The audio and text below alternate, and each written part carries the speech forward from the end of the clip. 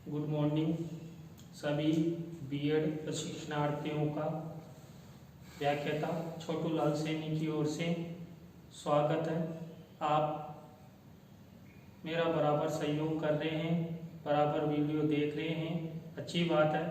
देखिए, हम जो आपका समावेशी विद्यालय का निर्माण उस पेपर का अध्ययन कर रहे हैं। उस पेपर के अंतर्गत जो हमारी थर्ड यूनिट है, थर्ड यूनिट में 3.2 और आज का हमारा टॉपिक रहेगा विशेष आवश्यकता वाले बच्चों की शिक्षा में उनके माता पिता को सम्मिलित करना।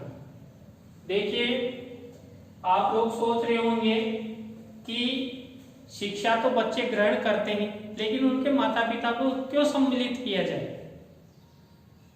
तो देखिए, यहाँ हमारे पहले से ही टॉपिक में लिखा हुआ है कि विशेष आवश्यकता वाले। सामान्य स्टूडेंट का अध्ययन नहीं कर रहे हैं। सामान्य स्टूडेंट तो आसानी से पढ़ लिख सकता है, लेकिन जो विशेष आवश्यकता वाले स्टूडेंट होते हैं उन्हें विशेष प्रकार की आवश्यकताएं होती है, सहयोग अपेक्षित होता है उनके लिए। इसलिए उनकी शिक्षा में माता पिता को सम्मिलित किया गया। अब ये क्यों किया गया है कि किन किन कारणों से इनके माता पिता उनका सहयोग कर सकते हैं। तो देखिए, पहला है शारीरिक, मानसिक एवं बौद्धिक रूप से असक्षम छात्रों का आत्मविश्वास बढ़ाने हैं।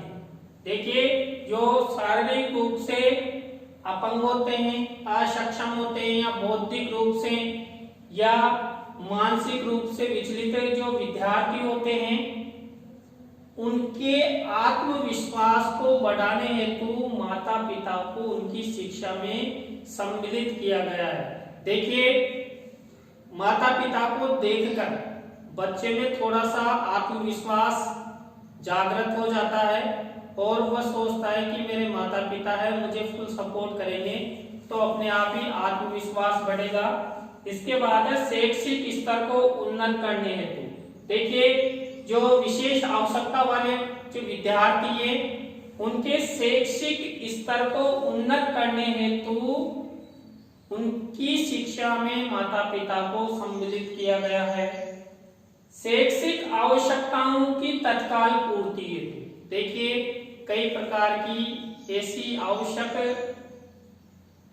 आवश्यकताएं होती है जिन्हें शिक्षक पूरा नहीं कर सकता, तो तुरंत उनके माता पिता उसका सहयोग करें और उन आवश्यकताओं की पूर्ति कर सके।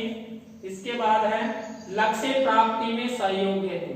देखिए, कई विद्यार्थी असक्षम होते हुए भी उनके लक्ष्य अच्छे होते हैं, आशावादी होते हैं, तो उनके लक्ष्यों को पूरा करने के लिए उनकी शिक्षा में माता पिता को सम्मिलित किया गया। इसके बाद है शैक्षिक प्रोत्साहन हेतु। देखिए, माता पिता ऐसे बच्चों को बीच बीच में प्रोत्साहन करते रहते हैं। हाँ बेटा, आपने अच्छा किया है, शाबाश, वेरी गुड। इस तरह का प्रोत्साहन देने से जो इस तरह के विद्यार्थी होते हैं उनमें एक तरह से प्रोत्साहन मिलता है, उसको वो आशावादी बनता है और अपने लक्ष्य की ओर अग्रसर होने का प्रयास करता है।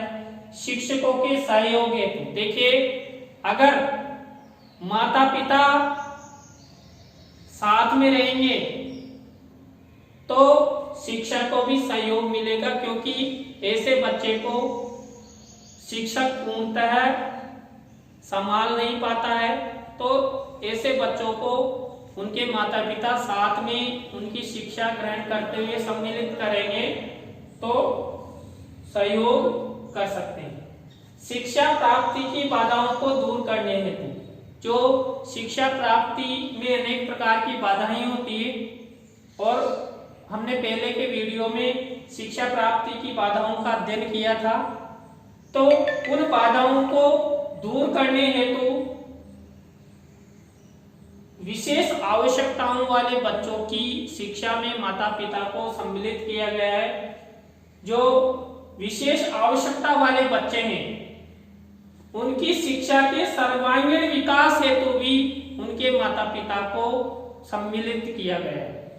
देखिए, आप सभी को पता है शिक्षा द्वारा बालक का सर्वांगीण विकास होता है। शारीरिक, मानसिक, बौद्धिक, सामाजिक, आर्थिक ये विकास होता है। तो सर्वांगीण विकास हेतु माता पिता को उनकी शिक्षा में सम्मिलित किया गया। सहायक उपकरणों, यंत्रों को संभालने हेतु, देखिए जो विशेष आवश्यकता वाले बच्चे होते हैं उनके वो यंत्रों एवं उपकरणों के माध्यम से चलते हैं, फिरते हैं, खाना खाते हैं। तो उन यंत्रों को संभालेगा कौन? तो उन यंत्रों को संभालने के लिए उनकी शिक्षा के साथ साथ उनके माता पिता को सम्मिलित किया जाता है। इसके बाद आवश्यक क्रियाओं के संपादन हेतु, देखिए जो विशेष आवश्यकता वाले बच्चे होते हैं तो देखिए सामान्य जो विद्यार्थी होता है या बालक होते हैं उनकी तरह क्रियाएं करता है। आप सभी को पता है कि हम दैनिक क्रियाएं क्या क्या करते हैं, जैसे टॉयलेट जाना है, शौच जाना है, हाथ धोना है। तो ऐसी आवश्यक क्रियाओं के संपादन हेतु भी विशेष आवश्यकता वाले बच्चों को उनकी शिक्षा में सम्मिलित किया गया है। आपका ये जो टॉपिक था इसके 10 पॉइंट है और ये जो आपका टॉपिक है वो पूरा हो गया है। इनके माध्यम से आप जो परीक्षा में अगर मान लीजिए इस तरह का प्रश्न बनकर आ सकता है कि विशेष आवश्यकता वाले बच्चों की शिक्षा में उनके माता पिता को सम्मिलित क्यों किया जाता है। अगर इस तरह का प्रश्न आपकी परीक्षा में आ जाए तो आप इन 10 पॉइंटों को लिखते हुए इनका विस्तृत अध्ययन कर देना। अब देखिए वहां परीक्षा में प्रश्न किस अंक का आता है, 5 अंक का आता है या 20 अंक का आता है। उसके हिसाब से अगर 5 अंक का आता है तो आप ऐसे कैसे पॉइंट लिख देना, अगर 20 अंक का आता है तो इन पॉइंटों का विस्तृत अध्ययन कर देना, जिससे ये आपका जो प्रश्न है वो अच्छा हो जाएगा। थैंक यू, कल फिर मिलते हैं।